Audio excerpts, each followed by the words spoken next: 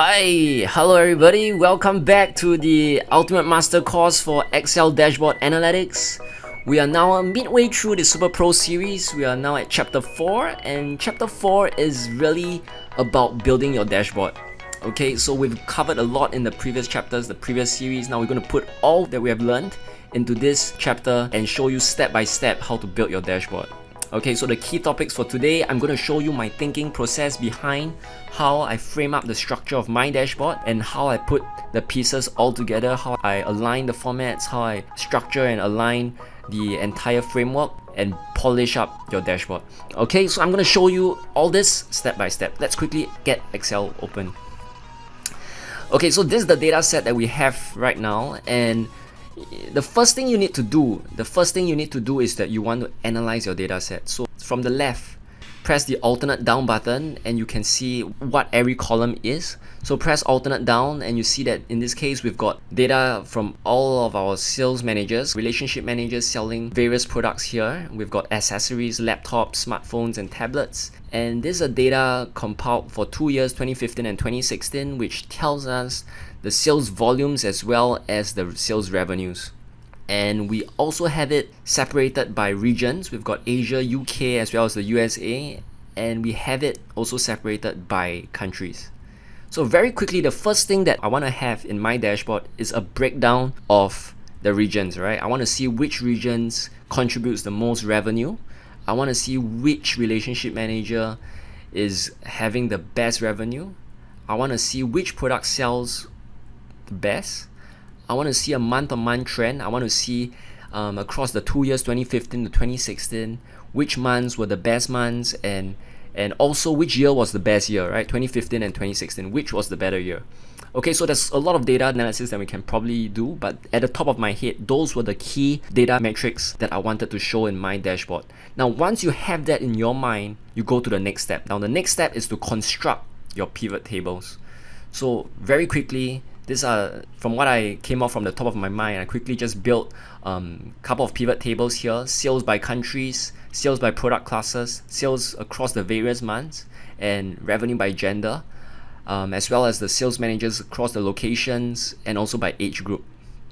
Alright, I thought it was interesting to include the sales revenue by gender and age groups, but I think subsequently I decided to take it out. Alright.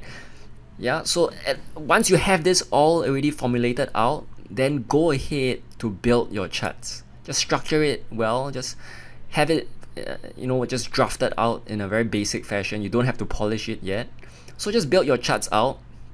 I've got it here: revenue by products, regions, countries, a month-on-month trend, as well as a distribution across your relationship managers. And you can very quickly sieve out some very useful information here.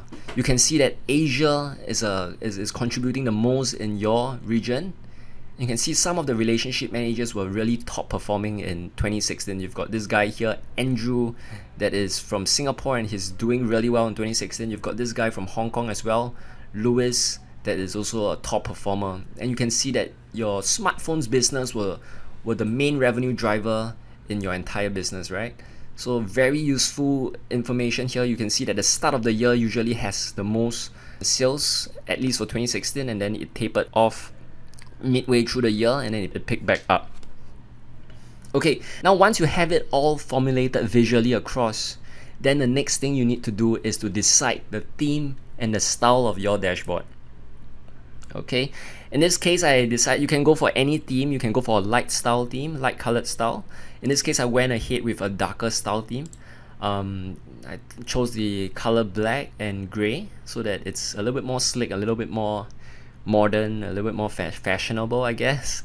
And you can build in the headers. I wanted to do a sales analysis of the data set.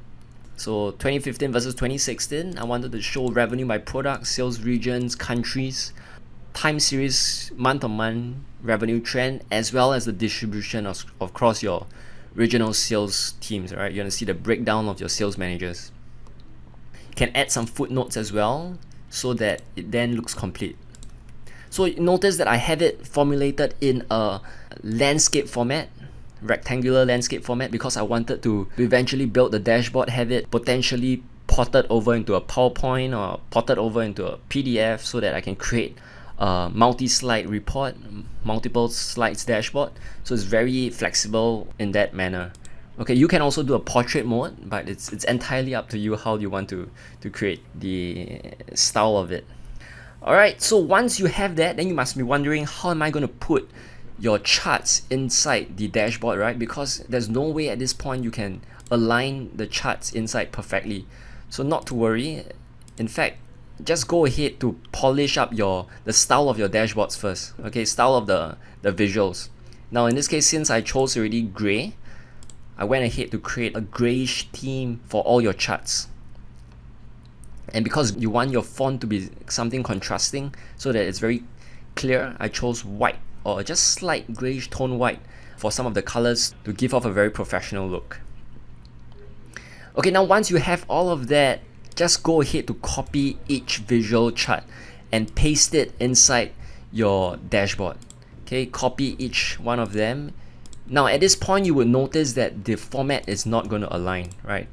See, some of the charts are already overlapping, or it's not fitting the original intended selection area of your dashboard, right? But don't worry about that. Now the key idea here is to just make sure you have it drafted, just draft it out, because we'll fix the alignment later, and then just manually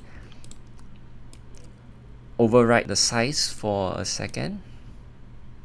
Okay, there. Now you want to make sure that each height as you intended is perfectly in line, right? So in order to do that, click on the chart that you think is perfectly set. All right, go to format and you see that, oh, 3.51. So for all of them, click on format and align it to be 3.51. There. Now they're all aligned. And then for this as well, just click on the chart on your left and align left. Okay, so that's it. That's it. It's really very simple. Now once you have all of that, you can quickly port it over to PowerPoint. How are you going to do it? Copy and paste it, and then open up your PowerPoint. Open up PowerPoint, and let's quickly paste it inside, and there we go. See how quick it was to port it over from Excel into PowerPoint. Okay, so after which I also added in the headers. I didn't want the headers to be inside the charts, so I included a separate header as well, and it's actually really simple to do as well. So you get a sense of how I created from scratch. First, analyze your data, build the pivot tables, create the charts, and once you have it all mapped out, then start formulating the background, and then building the dashboard. Okay, so that's a wrap for this chapter. I hope that now you know the steps, how to start from scratch with your own data set, how to go ahead to build your pivot tables, create your basic charts, format the background, and then finally piece it all together and create your own dashboard. Okay, and once you're at this stage, don't worry, the next phase, the next chapters are going to be even more interesting. We're going to learn how to make it dynamic, how to even make it interactive for your users to play around with your dashboard. Okay, so stick around, stay tuned, and let's move on to the next chapter. See you!